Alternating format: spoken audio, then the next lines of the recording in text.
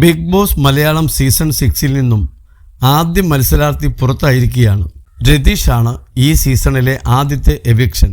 ആദ്യ ആഴ്ച തന്നെ ശ്രദ്ധ നേടാൻ സാധിച്ച മത്സരാർത്ഥിയായിരുന്നു. അതുകൊണ്ട് തന്നെ രതീഷിൻ്റെ പുറത്താകൽ പ്രേക്ഷകർക്കും സഹമത്സരാർത്ഥികൾക്കും ഒരുപോലെ ഞെട്ടലുണ്ടാക്കുന്നതായിരുന്നു.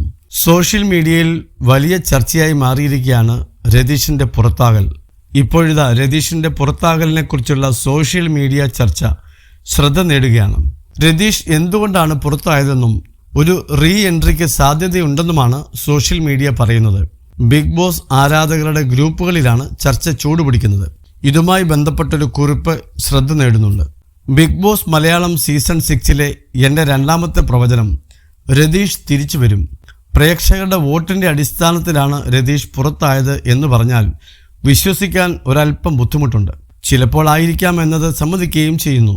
ഏറ്റവും ആഗ്രഹിച്ചു വന്ന പ്ലാറ്റ്ഫോമിൽ പഠിച്ചു വന്നതൊക്കെ പയറ്റിയപ്പോൾ അയാളാകാൻ മറന്നുപോയിരിക്കാം.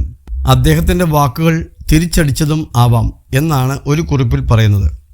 എങ്കിലും ഒരു ഇറിറ്റേറ്റിംഗ് ലെവലിലേക്ക് അദ്ദേഹം പോയിട്ടില്ല എന്നാണ് എൻ്റെ അഭിപ്രായം. മറിച്ചുള്ള അഭിപ്രായങ്ങളെ മാനിക്കുകയും ചെയ്യുന്നു. പ്രേക്ഷകർ പുറത്താക്കിയ 1-2 പേരുടെ തിരിച്ചുവരവിന് സാക്ഷിയാണ് മലയാളം ബിഗ് ബോസ് എന്നും കുറിപ്പിൽ പറയുന്നു.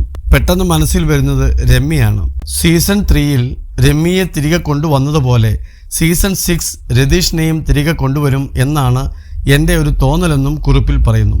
രമ്യയുടെ തിരിച്ചുവരവിനോട് ഒരു പ്രേക്ഷകൻ എന്ന നിലയിൽ എനിക്ക് വിയോജിപ്പാണെങ്കിൽ രതീഷിന് ബിഗ് ബോസ് ഒരവസരം കൂടി കൊടുത്താൽ അതിൽ ഒരു പ്രേക്ഷകൻ എന്ന നിലയിൽ എനിക്ക് എതിരഭിപ്രായം ഒന്നുമില്ലെന്നും കുറിപ്പിൽ പറയുന്നു.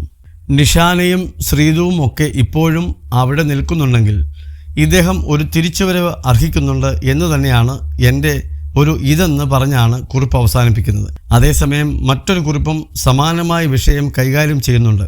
രതീഷ് വോട്ടിൻ്റെ അടിസ്ഥാനത്തിൽ പുറത്താകുമോ? ഇല്ല എന്നാണ് ഉത്തരം എന്നാണ് കുറിപ്പിൽ പറയുന്നത്. അപ്പോൾ എന്താകും സംഭവിച്ചത്? 2 സാധ്യതകളാണ് ഉള്ളത് എന്നാണ് കുറിപ്പ് പറയുന്നത്. 1, രതീഷ് ഏഷ്യാനെറ്റിൻ്റെ ഒരു ചാവേറാണ്.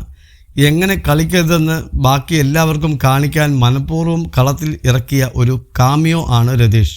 എന്തുകൊണ്ട് അങ്ങനെ തോന്നിയെന്ന് പറയാം. 10% ചാൻസ് റീ എൻട്രി എന്നതാണ്. രതീഷിനോട് പലതവണ ലാലേട്ടൻ ആവർത്തിച്ച് 2ാം ഊഴത്തെപ്പറ്റി സംസാരിച്ചത് കണ്ടപ്പോൾ അങ്ങനെയും തോന്നി. എന്തൊക്കെ പറഞ്ഞാലും വെറുപ്പിച്ചാലും അയാൾ അവിടെ പണിയെടുത്തിട്ടുണ്ട്. അതിന് കയ്യടി, മികച്ച ജീവിതമുണ്ടാകട്ടെ എന്നാണ് കുറിപ്പിൽ പറയുന്നത്.